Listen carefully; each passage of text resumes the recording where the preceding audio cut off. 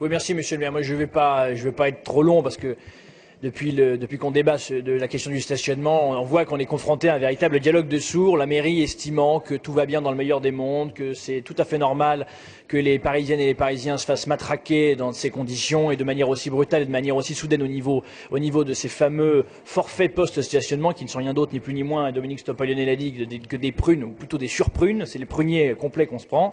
Mais bon, je ne vais pas revenir sur ce débat-là. Moi, je demande simplement une seule chose toute simple pour l'exécutif.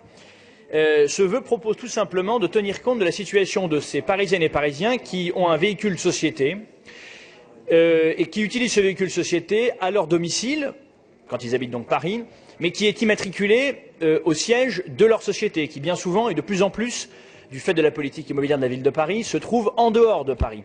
Ce qui fait donc que des personnes qui habitent Paris, dans l'Ouest ou ailleurs, ont un véhicule société, qu'ils habitent Paris, ils travaillent souvent dans le Grand Paris, dans l'agglomération parisienne, mais ils ne peuvent pas bénéficier de la carte de stationnement résidentiel, car la carte grise de leur véhicule société est installée ailleurs que dans Paris. Donc moi, ce que je propose, c'est qu'on puisse obtenir ce que la mairie de Paris distribue des cartes de stationnement résidentiel à la condition que les détenteurs de ces véhicules professionnels habitent Paris et puissent le prouver sur le plan fiscal et sur le plan électoral. Voilà, je pense que ça fera revenir aussi à Paris les électeurs.